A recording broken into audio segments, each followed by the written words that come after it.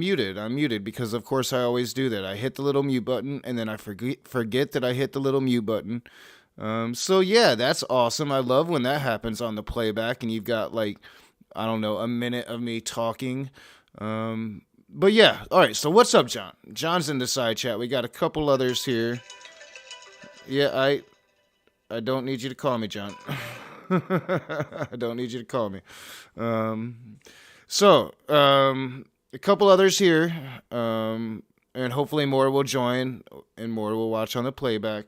We're going to have a good interview with Coel today, but slow Monday, it looks like. It was a slow Monday on the damn morning. Looks like it's a slow Monday here for the Apostate Alliance. 'Tis the season when people are not at home, even in the pandemic season, unfortunately. So I wouldn't read too much into that. I'm not. Welcome to the Apostate Alliance, now that I'm not muted. A pre-recorded show. I'm sure we'll get back to having live shows as well. Last few have been pre-recorded. That being said, I'm going to have a couple announcements. We'll get right to the show. I have finished the series addressing Smoky Saint. If you are a patron, you have access to the first 4 videos, plus the funny little interlude that I'll be doing. The last 2 videos will be on Patreon today. I am done with that. I'm getting it out of my computer. So yeah, I'll be trickling those out one at a time. And then I'll be done with Smokey. I'm not going to be talking to Smokey about Smokey anymore. Unless he just gets popular or something comes up that I feel like I need to address. Tomorrow at noon Eastern, the final Matt Powell review will be happening. So I'm still kind of thinking on how I do that. No, I put it out there like if you were a guest, you can just bring all the guests on. I'm not sure if I have enough space for that or how fair that would be. So I don't know. Still thinking about it, but it will be at noon tomorrow. I will try to reach out to you if you are going to be a guest or if you want to be a guest. You can always email me. We will be doing future movie reviews. And I've already got kind of like the interlude until we get into our next movie, what me and John will be doing during the daytime during our streams. And then entering into negotiations with Matt Powell over our third face-to-face today. I'm going to email him today. I meant to yesterday. Been really super busy working on Patreon slides, working on getting this series done. So I'm going to be entering negotiations about that. Hopefully I'll be announcing when that's going to happen soon, and the details of that soon. So watch out for that. And looking to host debates, but not just debates, more importantly, conversations. They don't have to be formal debates or even loose debates. They can just be conversations between one or between 2 people, 4 people. But if you have a specific conversation that you want to have with somebody, a combative conversation, looking to do that, email me. I'm going to be going through my emails today, getting current on that. I'm really looking to like schedule next year. I want to schedule ahead. And before we start the show, I'll be announcing this more in detail tomorrow, but I'll be on Godless Granny's channel tomorrow evening with Godless Engineer, talking some politics. So don't forget to watch that tomorrow. I might do something right before just to kind of bring you guys over there, because that should be a really good conversation. Now, with all of that being said, this was a pre-recorded show, so you won't be able to ask any questions. Sometimes we have to do that, time constraints, time zones, all of that jazz. If you're watching on the playback, thank you for watching on the playback. If you join us during the live, thank you for joining us during the live, and enjoy the Apostate Alliance.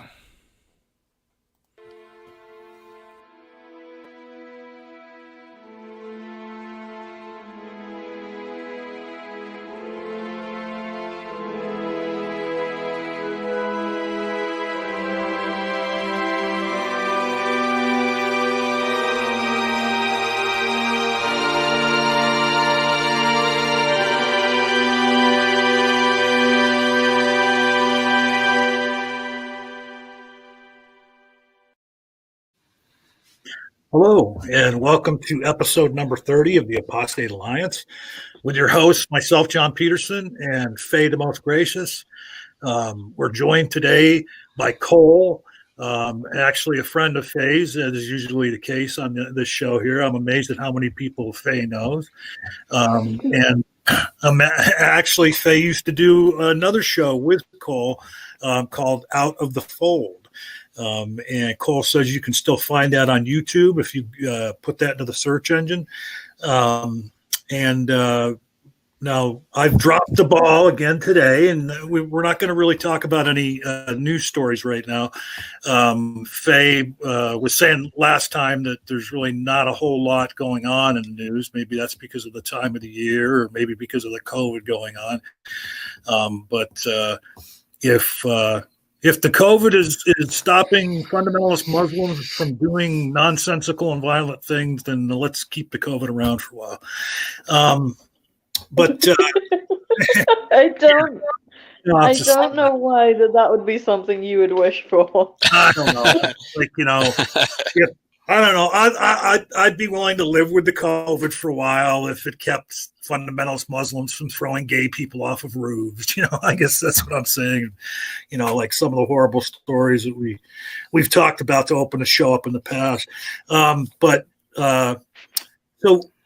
Since, like we always do, I mean, I'm interested in talking to Cole myself. So usually, like when Faye knows the person, I'll let her just handle the interview on her own. But I'm going to hang around too because I'm going to have some questions for Cole. But welcome to the show. Well, when I had put Cole on the list for people we should ask to come on the show, Cole had contacted me and asked me why it was that I had wanted to interview him. And I had told him that it would be the penultimate episode of my former co-host speaking to my current host on what is essentially the same show. I wasn't going to say it. Why the penultimate? Because it's the ultimate show. Oh, okay. Oh, well, but see, all right. Well, you threw me because penultimate actually means the one before the last one. Yeah, it's like the second to last one, right? Right. In other words, I was like, wow, what is the most significant? What's Faye trying to tell me here? This is her next to the last show. Maybe she is trying to tell you that. Yeah, I don't know, man. Now I'm feeling some kind of... I was just under the impression that penultimate meant like the most significant. It's fine. Whatever it means is fine. Man, thank you both for having me. Honestly, this is nice. Well, no, and I feel kind of proud of that stories that she wrote that she has online there. But matter of fact, what was that thing you just did? It was like maybe 4 months ago. And you had done the voiceover of something you had written, and then you were kind of like acting it out, but you weren't like you talking was a voiceover. Yeah, I did a couple of those. And you were like acting all like emotional and everything, and like I can't remember what that was. I'll have to go back. I think that was the confessional style one. Yep, absolutely. Yeah. So, all right, but today the show is all about Cole. Cole is a former Quaker, and he spent some time in a Lutheran school. I'm going to have some questions, about. I've never met a Quaker before. All I know is what I've, seen in movies and stuff like that. But I was going to say that you should lead the interview today. Well, okay, that's fine by me. So Cole, just take a couple minutes and tell us what you want us to know about yourself. Yeah. So I guess when I was doing the show, I mean, I would always want people to sort of like start from the beginning and kind of lead into where we are now. So I'll try to do the same thing. If I drag, just let me know. But basically, I mean, I was raised Quaker, and I don't come from like a long family line of Quakers. My parents had to like study to become Quakers, and I think that's how they met, if I'm not mistaken. And Quakers get sort of lumped into the same category as people like the Amish, because I think maybe because they tend to be in the same areas or something. Like I think they're both pretty common in Pennsylvania. And I don't know, there's just something about that, those two groups that seem to go hand in hand in a lot of people's minds. But they're really not anything like them. You can be pretty much anything and be a Quaker. I'm sure there are some Amish Quakers, but Quakerism, as I was raised into it, was derived from Christianity, but they were very open to everybody and everything. So, I mean, there would be Muslims that would come in. There would be, there would be gay people that would come out as gay in the Quaker meeting. And Quaker meeting, I was telling you earlier, John, that basically, like, each religion sort of has its own name for whatever the building is, right? So it's like, temple, mosque, church, whatever. They called theirs meetings, and it was basically just like an old building. And as you go throughout the United States, for example, sometimes there are these buildings that don't have any electricity. Some of them do. But Quakerism itself is not like anti-technology. They're just really big on simplicity. So whatever that means, for example, I mean, they've got email lists and things like that. So it's not like they're against computers. It's not like they have horses and buggies. Although again, I'm sure some do, but it's not like, as far as what I saw about it, there was no like really strict fundamentalist, like old school, no technology type of Quaker. But if somebody did that, that was cool, but it wasn't required. But as I was raised into it, it was about the teachings of Jesus specifically, in terms of doing things like turning the other cheek, helping your neighbor, being, good to the community and good to each other, and very, very, very big on nonviolence, which at face value sounds really good. But the problem that I started to see with it were times when it got to the point of being like self-sacrifice. And the best example that I can give is that my mom went to another country at some point, and she was like almost mugged, and she got the feeling that she was going to get mugged, and then like she got off the train at a certain point, and like whoever she thought was going to mug her left or whatever. I don't know what the whole situation was, but the point was that she came back to it saying that she was terrified about the idea of getting mugged, not because of actually getting mugged, but because she knew that she wouldn't be allowed to defend herself, because Quakerism taught that you weren't allowed to. You weren't allowed to, answer violence with violence, or even, do something to hurt somebody else, even if they're trying to hurt you. And I thought that was wrong. Like I don't think that we all need to go out like attacking each other, but somebody comes after me, like I'm gonna do everything that I can to take them down. Like I got people relying on me. So the Quaker religion takes that turning the other cheek thing pretty seriously, then, huh? So what I was raised into it, yes. But it's just like with any other religion, where there are some people that are super strict about it, and then there are some that are like, where it's like, have you ever met like a Catholic that like really doesn't act religious whatsoever, but then it's like they go to church on Sunday and then confess their sins, and then they're just as as sinful throughout the week until the next Sunday. Yeah. I think there are Quakers that are like that. My mom, when I was growing up, my mom died when I was 15. I'm 33, but she died when I was 15, and like in the time that she was alive, she seemed like she was pretty serious about that whole nonviolence thing to a fault. And my dad less so. Like my dad had a shotgun, because my dad was always like, my dad was always the type of person that was pragmatic and realized that nonviolence wasn't going to save his family. So it's like he was willing to sin for the sake of his family, and I appreciated that about him. I thought that was the right view. But eventually I just sort of fell out of it. I stopped wanting to go to meeting, and meeting was boring. Meeting was just like, you would sit in a meeting house for, an hour. There wasn't anybody talking to you. People weren't talking to each other. You just sat there in silence. And what they would say is that, like, if the spirit moved you, then you could stand up and say something, right? And, that's why I was talking about how it's like there would be people that came out as gay, and that was cool. They were like accepted, and people shook their hands and hugged them, and it was nice, But there was just some sort of like culty stuff about it in a way. For example, like you would literally go to like these retreats, and they'd call it programming. Like they wouldn't even pretend to not call it something other than programming. They said like you go there and you'd get programmed as a Quaker and come back a stronger Quaker. And I wanted to play violent video games and play physical sports and stuff like that. So as a kid, I mean, that's what sort of took me away from it. Now, as I've gotten older, I just sort of, I just don't consider myself a Quaker anymore, just because like I can't see myself agreeing with all of it in particular. Any like one aspect of it, I wouldn't be able to say that like I agree with that in all situations. Real quick. Sorry. Go ahead.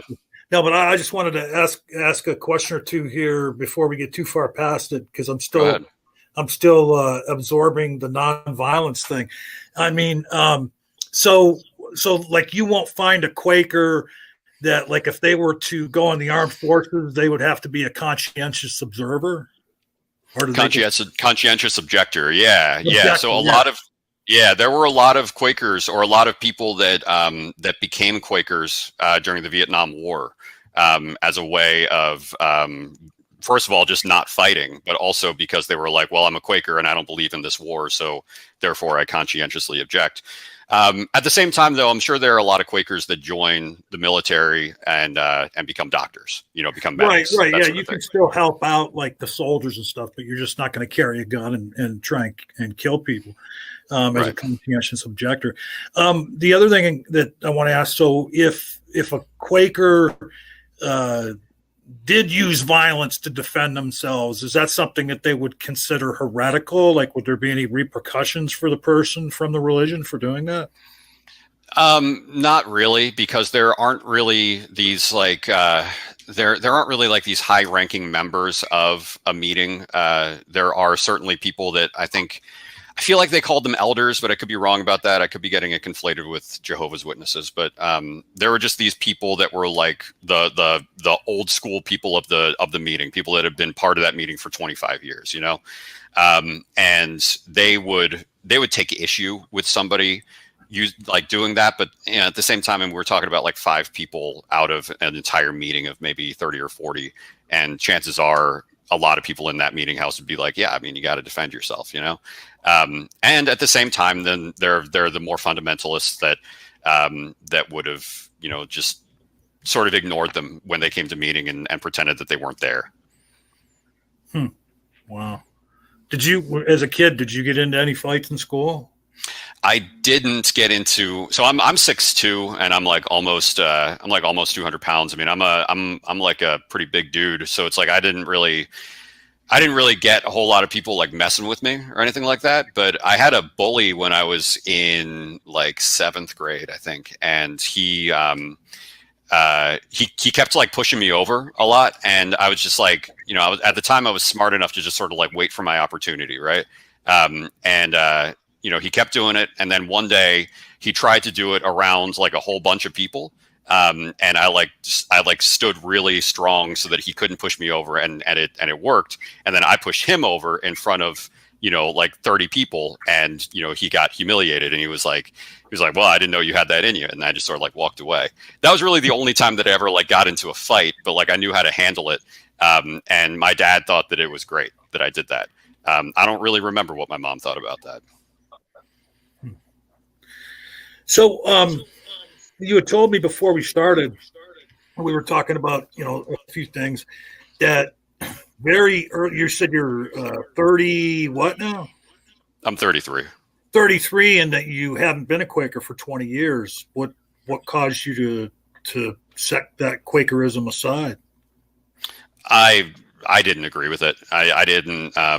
It was a pretty simple thing where, I had friends that, that were playing physical sports, that were showing me violent video games, and I enjoyed that stuff. And as a kid, that's all it took. It just took that and just like being bored in meeting and not wanting to be a part of it, and feeling really held back from doing that stuff that I wanted to be able to do that didn't feel wrong.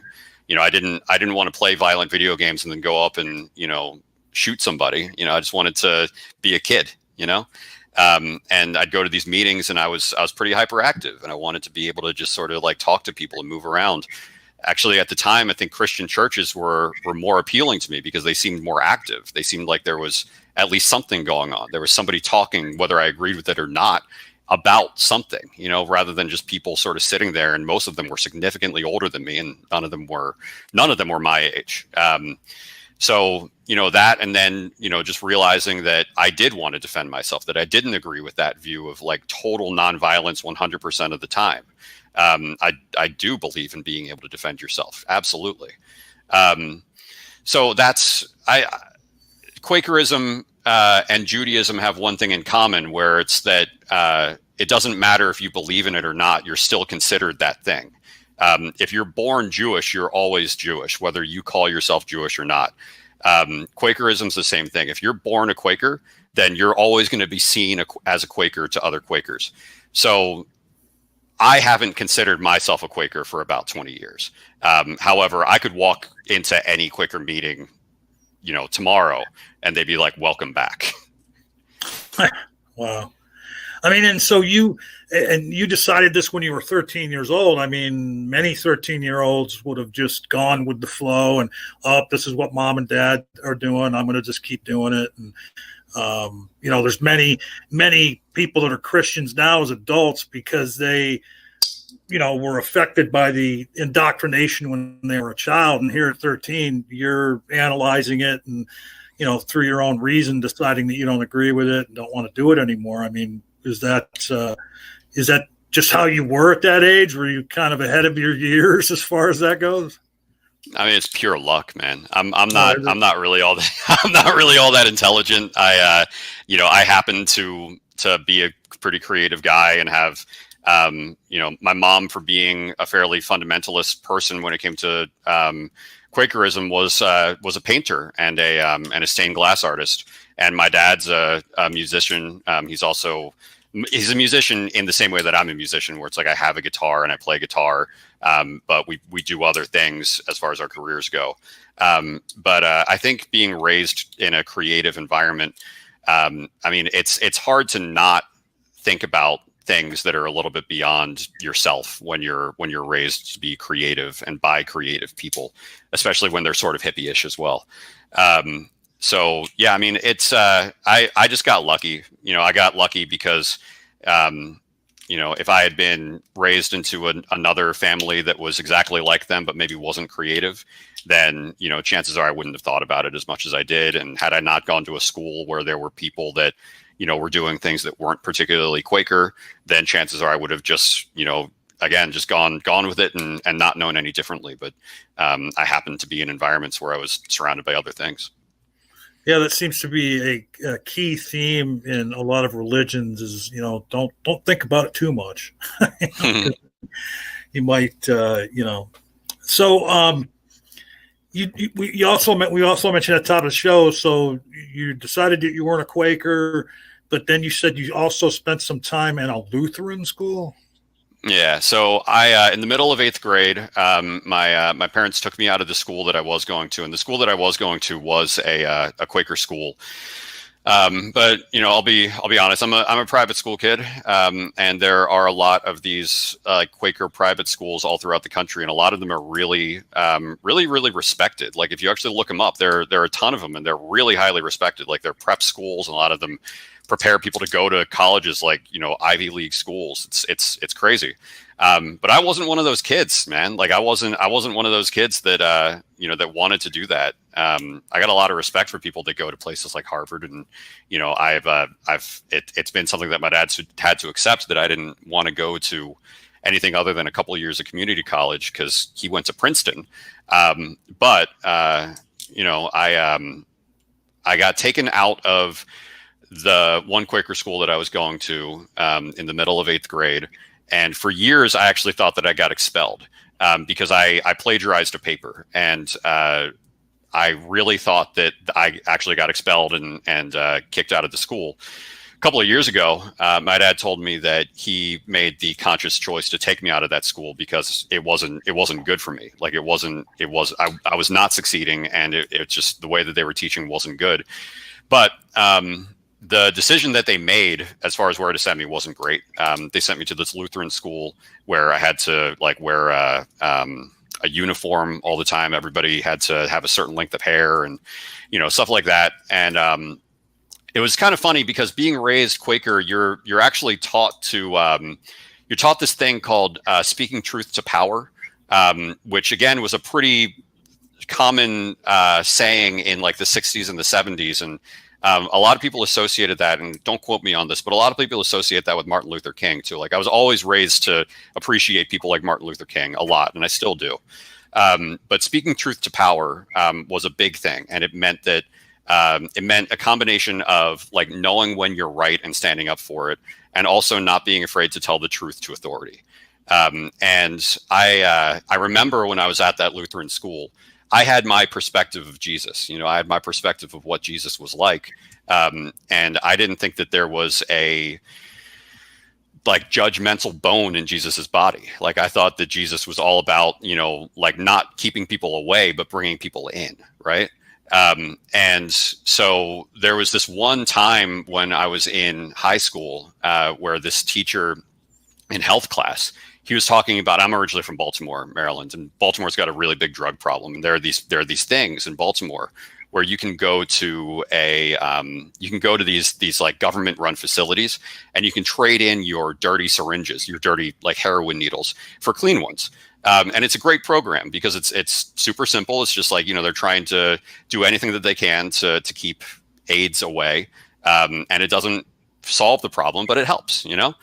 And this health teacher, he was telling the class, and I think it was in like 10th grade, something like that. He was telling the class that he didn't agree with that program because he thought that if you got AIDS from doing heroin with the dirty needle, that you deserved it. And he just like told that to the class, and like, you know, he's wearing a cross and shit. And like and I was like, this all seems hypocritical to me. Like this all doesn't make sense. And going back a little bit, I mean, he would always talk about how his daughter was doing things that he didn't approve of, but he was thankful for her communication with him. So it's like she told him that like that she like smoked a cigarette once, or that like she smoked weed once, or that she like, you know, had a beer. And he was like, well, you know, I never approved of it, but I was glad that she was telling me, right? So I raised my hand and I was like, okay, time to speak truth to power. And I was like, so tell me something real quick. So if your daughter did heroin, you'd want her to use a dirty needle? Or like if she used a dirty needle, you would be okay with that if she got sick from that. It was something like that, right?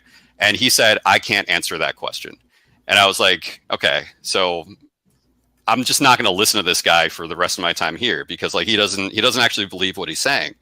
And that's the kind of school that it was. It was it was like, you know, it was a school where they had chapel every Wednesday.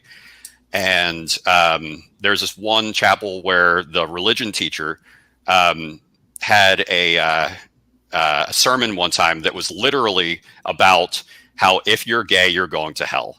And I'm not gay, got a lot of gay friends just from all the communities that I've been in. I've had a lot of gay friends my entire life.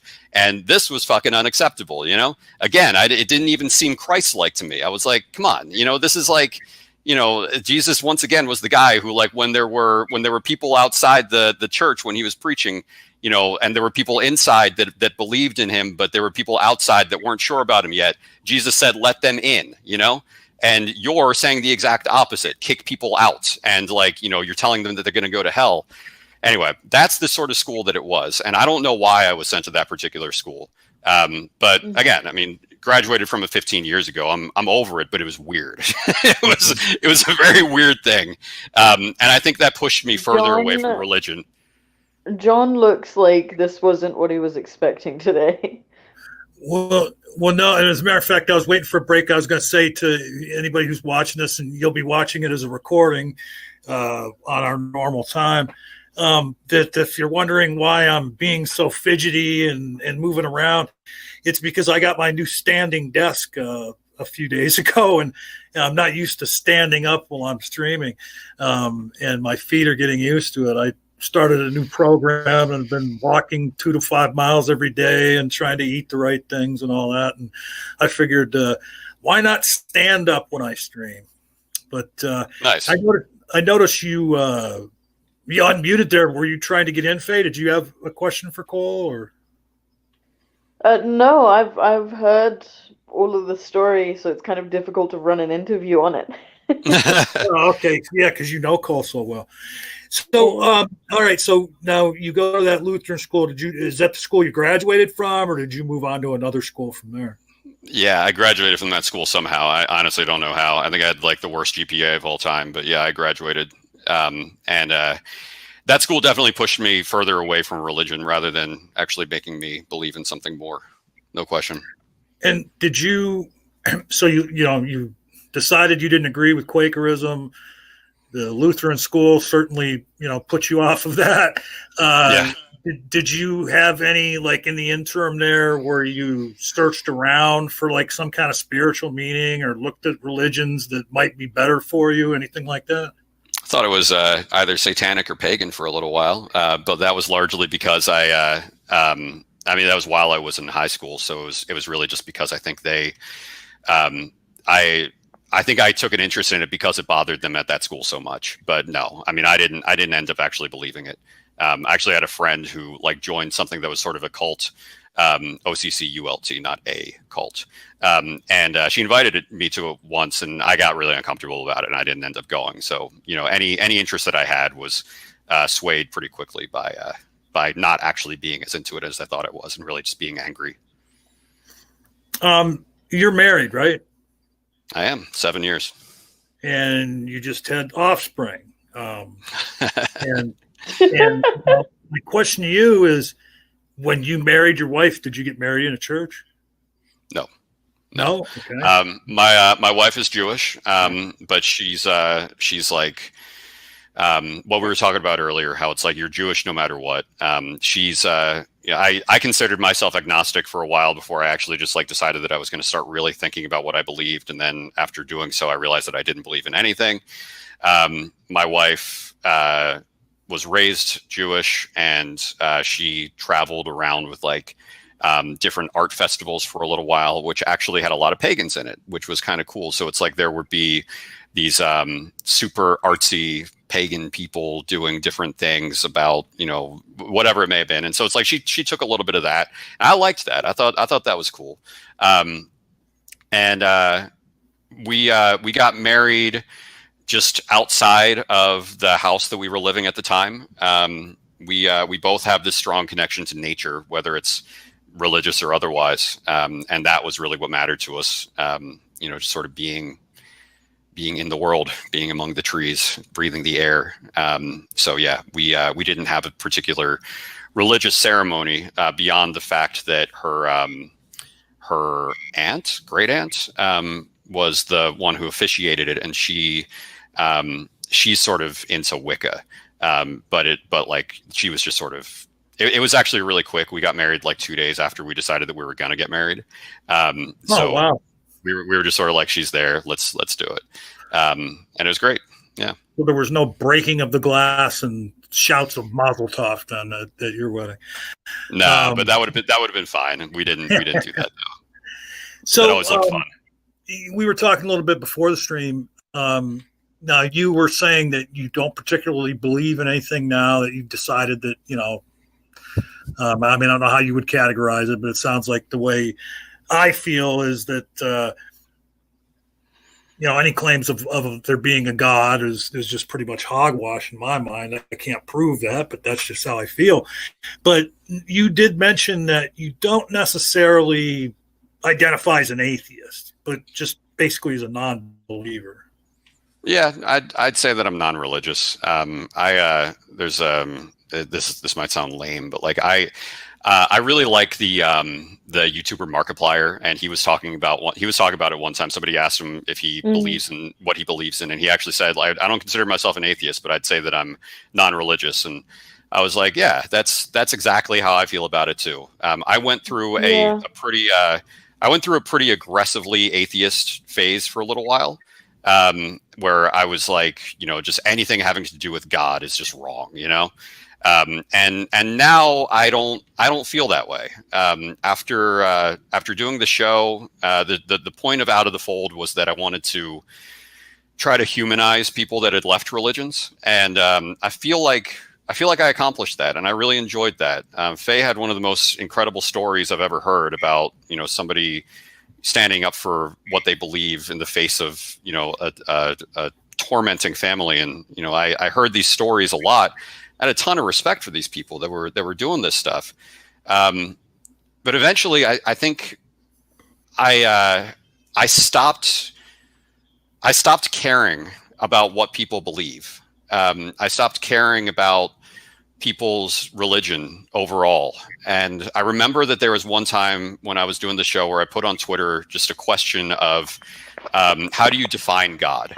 And because my thought was that it's like, if you're it's a really weird type of a connection here, but like, let's say you're like running a rebellion against a kingdom, right? You can define the kingdom. You can say the kingdom is run by this king. You want to stop them from doing this thing.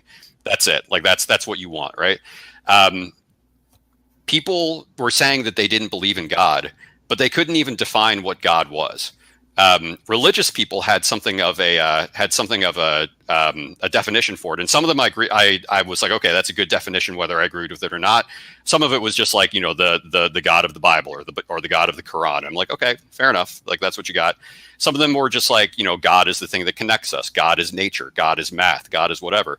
And I was like, okay, so how many battles are being fought by people over God? And they're talking about a different definition of God, and it bothered me. It bothered me to the point where I was like, if there's some guy who says that they believe in God, but God to them is just peacefulness, or God is just love, or God is like, I'm connected to you somehow, or God is whatever, and it's not associated with anything particularly negative, and like they're successful people, they give back to their community, they're kind to waiters and taxi drivers, then I'm just like, okay, cool. Like, your view on God is 100% fine. I'm not going to have any issue with this whatsoever. I'm at a point now where I think that religion is a tool, and I think specifically it's an axe, because an axe can be used to do really good things. You can use it to cut down a tree and build a house.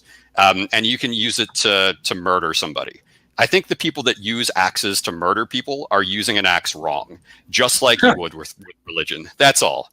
And it's like, when I started to see religion like that, or God as just a tool, I started to, like, my view started to change. And rather than actually starting to like believe in something spiritual overall, I just started to see character traits as a lot more important than religion itself. I like that, though. People kill people in axes. They're using axes wrong. They are. That's all there is to it. Yeah, absolutely. And so, is there any reason behind why you don't identify as an atheist? Like, is it just a personal choice, or does it have anything to do with like the stigma kind of attached to atheism, or it's just your personal choice that's not the moniker for you? I'd like to see myself as being open to anything, although not really believing in anything right now. I'd like to be able to appreciate the art of the Sistine Chapel without thinking to myself, that's beautiful, but there's no God. I just want to be able to say that's beautiful, and that's it, and not have any care about anything else associated with it. I want to be able to go to family and friends weddings and not have to think to myself that we're having this in a church up for a God that I don't believe in. I just don't want to have those thoughts. I don't care about it. I don't honestly care about whether there is a God or not. I care about people. I care about people and what they do to themselves and for others. So I don't consider myself anything associated with theist or atheist. I just don't. I don't know how to put it. Non-religious is just the best term for what I'd consider myself now. Well, there's a lot of people out there that identify that way, that, don't say they're atheists, that they're non-religious, that, non-believers, however you want to put it. Like in the fastest growing demographic is what they categorize in the polls they've done as nuns, N-O-N-E-S, that don't particularly follow any religion, but don't necessarily identify as an atheist. So we lost Faye. I'm not sure what happened there. I did DM her to ask her what happened. So take a couple minutes and tell us about the show that you and Faye used to have. Yeah. So I started out of the fold about 3 years ago, 2.5, something like that. And I started on my own. I just had this idea that I worked in radio for about a year, and I loved it. I got to do some really cool stuff. I was living in New York at the time, and it was a lot of fun. And I wanted to go back to doing something associated with that. I love public speaking. The more the better. I spoke in front of like 12,000 people at one time, and it was one of the biggest adrenaline rushes of my life, and I loved it.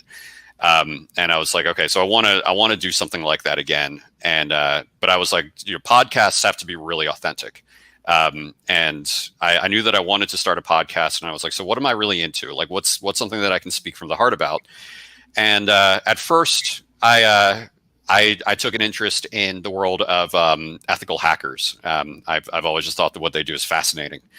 People that basically get paid to like rob banks, on the cyber side of things. But I got in touch with a bunch of ethical hackers, and they were like, I'm not going to do it. And I was like, okay, never mind then. So I was like, okay, what's the next thing? And religion popped into my head right away, because I was like, I've got a pretty interesting history with religion. And I'd like to sort of get some answers to all this stuff and just listen to people about why they left. And I went on Reddit, and I posted a bunch of stuff and got a ton of responses on like the ex-Christian subreddit. And eventually I moved over to ex-Muslims.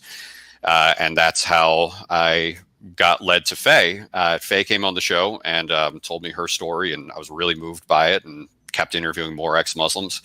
Ended up being a pretty healthy combination of ex-Muslims, ex-Christians, ex-Hindus, ex-Jehovah's Witnesses, ex-Mormons. Yeah, it was great. But that's sort of what got me interested in what ex-Muslims have to go through. And that's why I said earlier that like, I'm lucky, I'm lucky that I was in a situation where I was able to, to see that, I didn't agree with Quakerism, and there really wasn't going to be that much of a problem. I don't live in a theocratic country. We sort of hyperbolically say that we do sometimes, because in the United States, we're so, there's so many evangelicals that control the vote, but it's nothing by comparison to countries like Iran, So, it's, I really have to associate a lot of what I've been able to achieve exclusively based off of luck and thanking the people around me. But yeah, I got to listen to a lot of people that were ex-Muslim. And eventually, Faye became my co-host. I invited her to be my co-host, and I would still do the one-on-one interviews with people. But then she and I would do like a Saturday show where it was a little bit more of just us talking about the news of that week and the podcast that I would release.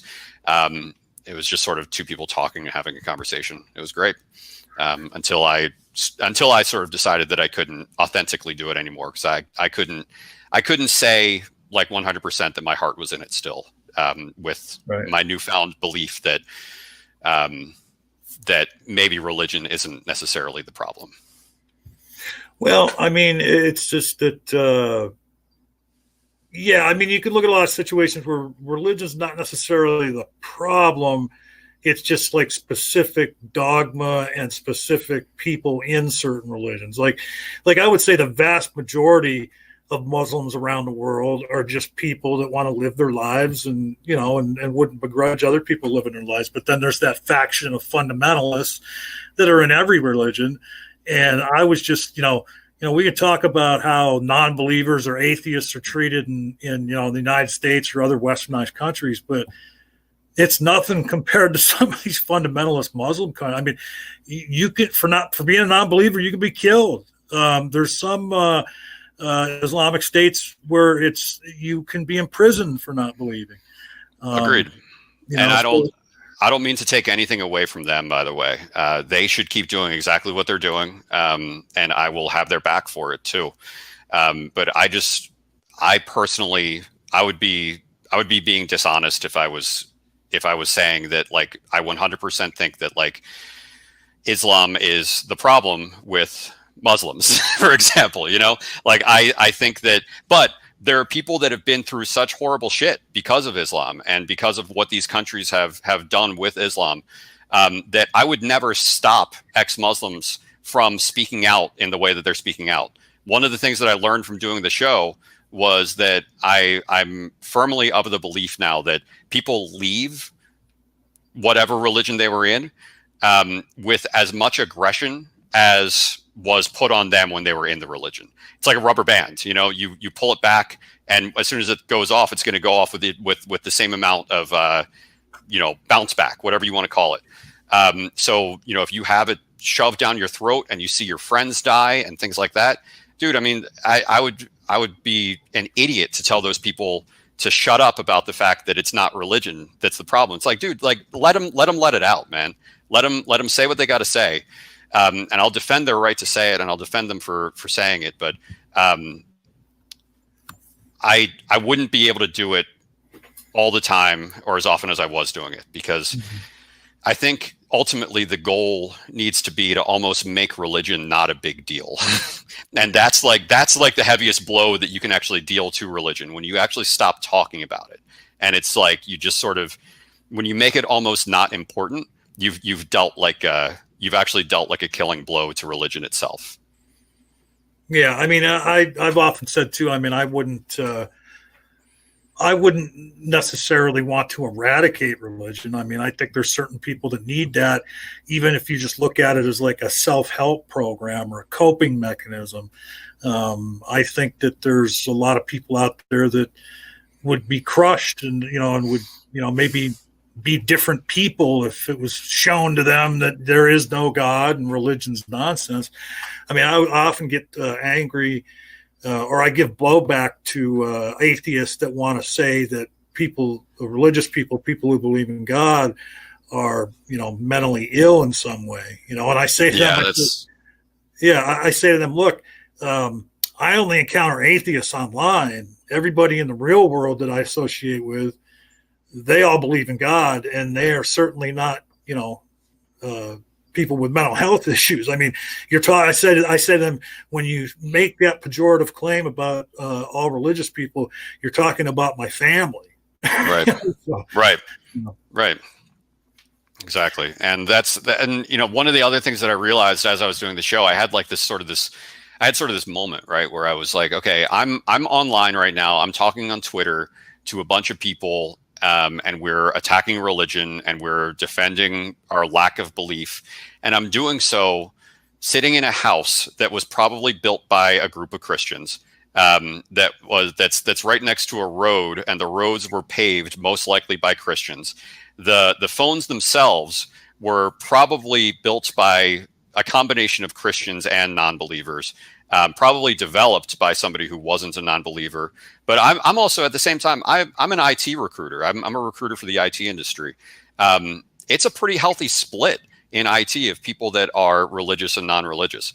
So like, I can't sit here and say that like I'm not only thankful for religion, but also aware of the fact that religion and religious people have contributed to not only things like, us having food banks and community service, stuff like that, but also just like the basics.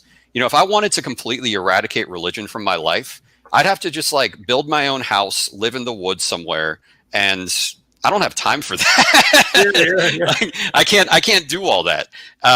So really the best thing that I can do is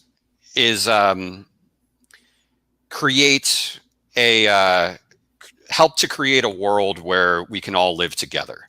That to me is the best thing of all time. So whether it's Christians, Muslims, atheists, whatever, I believe in conversation. I believe in conversation between people that disagree. I believe in surrounding ourselves with people that we disagree with. I don't believe in living in an echo chamber. I believe in finding people that are Republican, Democrat, liberal, conservative. I believe in having all different people around us and identifying when we can work together and when we can't. And when we can't, to just not work together, and when we can, to work together until we can't anymore. I think that's the way that the world should work. Well, and it's, like the way you explain, there's so many things that society has that were, invented and built by people that believe in God, so it's just nonsense to think that they're all delusional or something. I mean, exactly. And the thing is you can hold a belief that's not rational or justified. And that doesn't mean that all your beliefs and your entire mind is not rational and justified. I mean, there's people that believe, don't walk under a ladder, or if a black cat, Right. you know what I mean? But that might, somebody like that could also be like a scientist or, a doctor or whatever. I mean, to just rule people out because they believe in God, I just don't do that. Now, when I first became an atheist, and I have a friend of mine, the guy that runs this channel, same way. When he first became an atheist, he was a bit of an anti-theist, Mm-hmm. But he said that rubber band effect, it snaps and, but then the more you learn and the more you realize, like you're saying, I mean, whether you believe in God or you don't believe in God, we're all in this together, so. Exactly. Yeah, No, so when my daughter was born, she showed up a bit early, and she was born like bluish, right? Like doctors had to basically like suck a whole bunch of like liquid out of her lungs, and it was one of the toughest like 3 minutes of my life. And when she like took her first breath and she like opened her eyes and stuff, it was hard to think of a better word than miracle.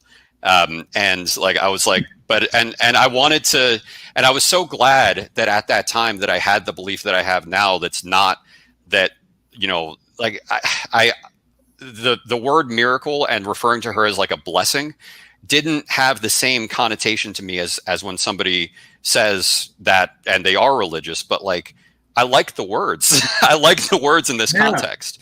And I'd like to be able to say them and think them and feel them without also needing to say that's not really what it is. They're fine. They're totally fine. I believe in being free to think and feel whatever it is that you think and feel, and being able to discover whatever it is that's out there. And I don't want to limit myself.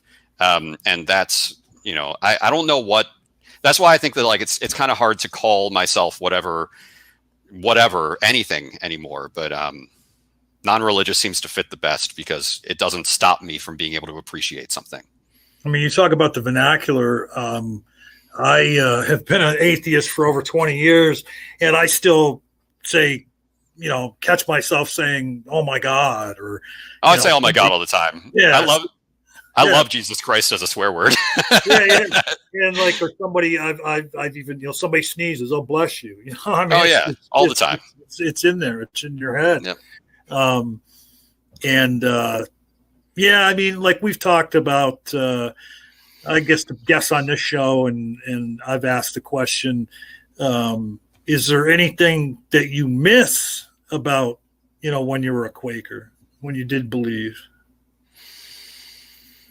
I haven't been a part of a community that big, or like ever since, basically, so I guess it would be nice to be a part of a community like that again. But at the same time, that community was of a bunch of people that I didn't really agree with, and that definitely weren't my age and were at very different stages of their lives than I was. So, I don't, I miss the idea of what it could have been, but it wasn't real anyway.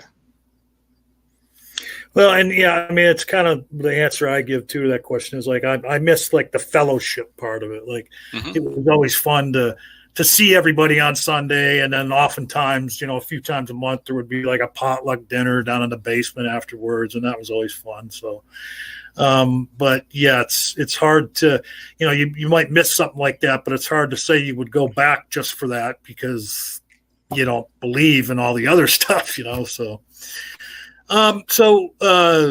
What is going on in your life now as far as like you had that show with Faye? Are you still doing anything on the YouTubes or the internet or anything like that?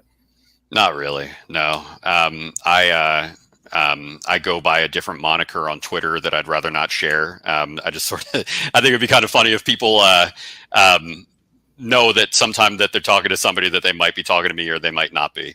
I mean, I still take a sincere interest in what people are doing from the fundamentalist side of things, whether it's fundamentalist Christianity, fundamentalist Hinduism, fundamentalist Islam, and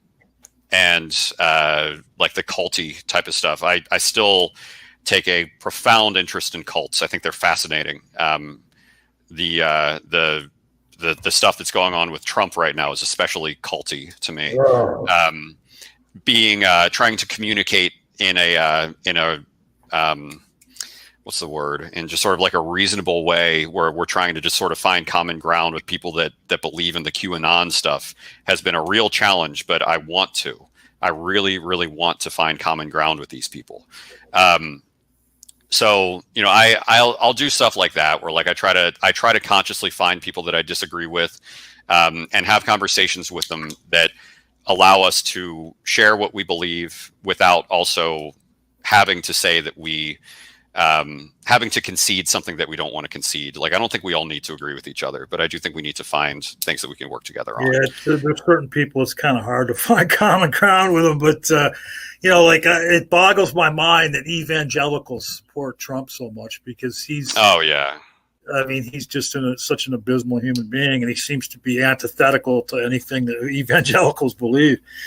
Have you ever heard of Matt Powell? Name sounds familiar, but no, I can't put my finger on it. He's a Christian apologist that's on YouTube, and matter of fact, on this channel that your interview is going to appear on, The Rage, yesterday and today we've been reviewing his new movie called The Atheist Religion. And he did this movie a few years back called Science So-Called, like, because he's a evolution denier and all this stuff, but it's just crazy that there's people out there that just deny science, and then people that deny science and believe in what they call this loving God, and then they follow Donald Trump, who is just, like what he's been doing since the election's been over, it's sedition. The idea that a president would be going around doing what he's doing, and trying to delegitimize the voting process is just, I've never seen anything like it in this country before. Yeah, it's pretty terrifying. I don't necessarily consider myself like specifically a Democrat or a Republican. I've got views that are both, but like obviously I'm pro gay rights. I'm pro women's rights. I have a daughter, and it's hard for me to see how any parent could be anti-feminist or not pro-feminist if they have a daughter. Like, how could you not want her to have the best possible life? Absolutely boggles my mind. But at the same time, I'm pro-gun. And I know that there are liberals also that are pro-gun. Yeah, they're absolutely liberals that are pro-gun. Like, no question about it whatsoever. However, I do think that I agree a little bit more with Republicans on the gun side of stuff, but not all the time. And I want to be really clear about that. That like a lot of my views on most things change based off of the situation, and it's not in like a chameleon type of way. It's just like, I learned something new, and I change my view. So who knows? But the point is that. Oh, go ahead. Sorry. No. Go ahead. What were you going to say? Well, no, I was going to say. I could say similar, because like what I've always said is, you might fall somewhere on the spectrum, as an aggregate score of what you believe.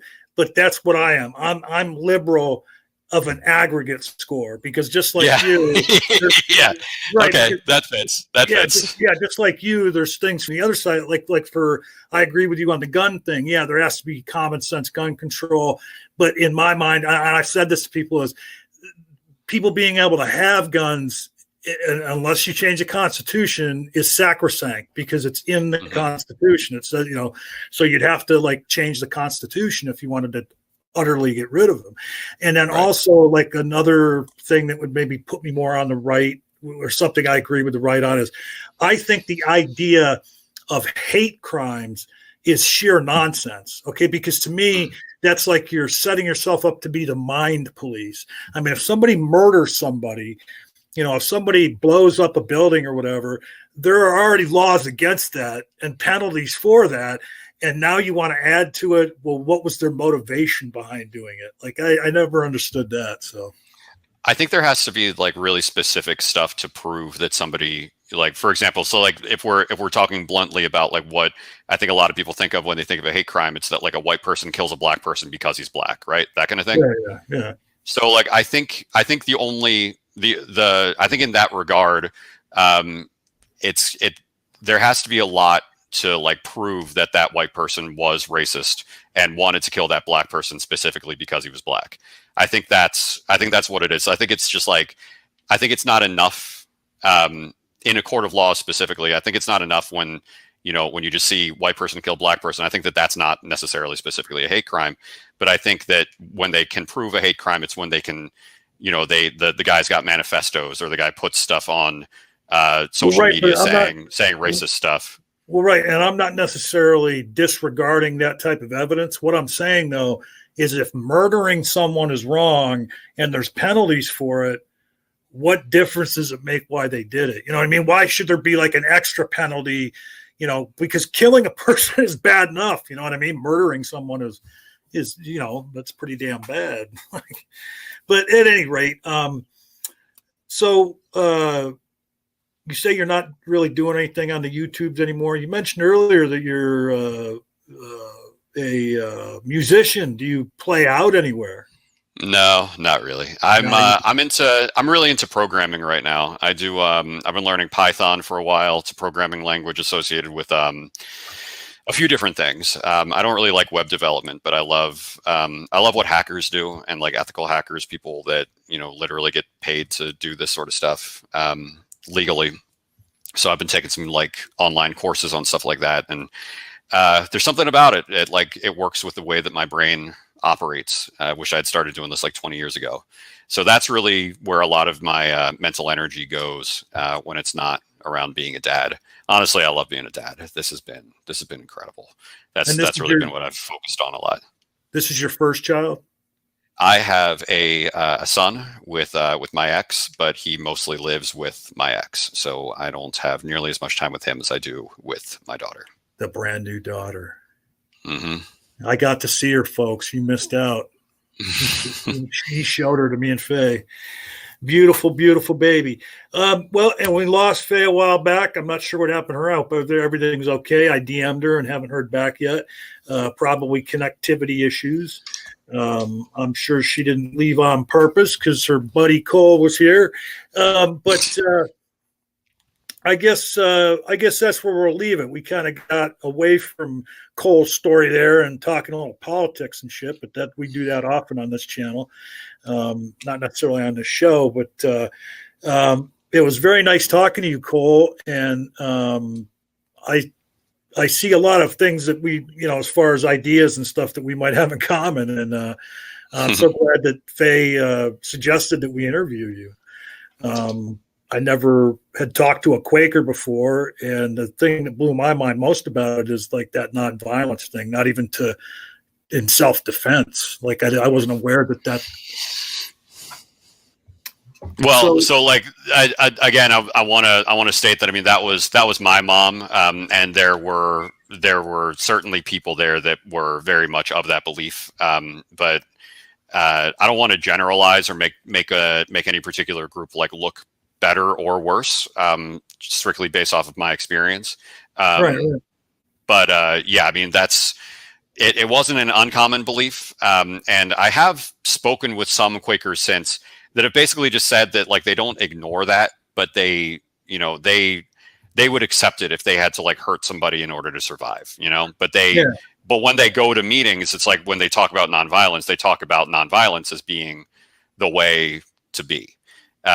But when push comes to shove, they would protect themselves. I mean, you can still be anti-violent but still protect yourself if you're being attacked. I mean, but I noticed that talking to you reminded me of, I remember like in different movies and stuff, the Quakers are always portrayed that way as not like, I don't know if you've ever, the Harrison Ford movie Witness, and he was with in a Quaker community, and somebody was messing with the Quakers, and they were just letting them hit them and throw stuff at them and stuff like that. I've never seen that. I'll have to check that out now. Yeah, I'm yeah, not familiar. it was quite a while ago. I think it might have been from the 80s, and I'm just remembering a scene from that where he first goes to the Quakers, and he's amazed that like these locals are messing with the Quakers and pushed them, and somebody smushes an ice cream in the guy's face or something. They don't do anything about it, and Harrison Ford was just like, "What?" But yeah. So at any rate, thank you so much for being here, and whoever's watching this right now, you're watching it as a recording. And just remember, as we say, the Apostate Alliance is where you can be free to not believe. We'll see you next time.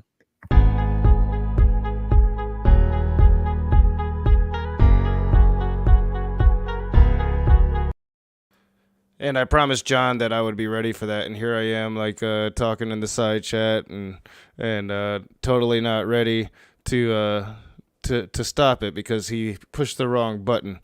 But I hope you enjoyed that. Yes, we're having a nice little conversation in the side chat as usual. The opinions of guests don't always hold with the opinions of me or of John, and me and John disagree on several things. One of those being what he had gotten to there at the end, hate crimes. People can have disagreements, but it did spark a nice conversation in the side chat. And once again, me and Oz are on the same side of this issue. And I just wanted to come on real quick and say, hey, I appreciate you, Oz. Me and you are very, very similar in regards to our thinking on this. So I hope you guys enjoyed it. I dropped it in the side chat. I talked about it a little earlier. Sometime tonight, I'm thinking 9 p.m. Eastern. I'm going to be putting out something that most people just wouldn't probably put out on their own channels. Something that doesn't really make me look the best. I say shit that I regret. I don't bleep anything out. It's a lot of you're a cunt, and but it's basically me going nuclear on Smokey Saint for just the atrocious things he's saying about people in my personal life that has nothing to do with YouTube, has nothing to do with him or my conflict with him. And I'm going to be putting that out tonight. So I've talked about it. If you saw it on Togg's channel, watch it on mine anyway, because why not? Why not watch somebody get cussed out for an hour again? Always fun. So with all of that being said, I'm going to get out of here. We'll be back tomorrow at noon to do the final review on Matt Powell's movie. Y'all have a wonderful day. And yeah, I'm going to get out of here if I'm ready to get out of here. Y'all have a wonderful day and be the conversation.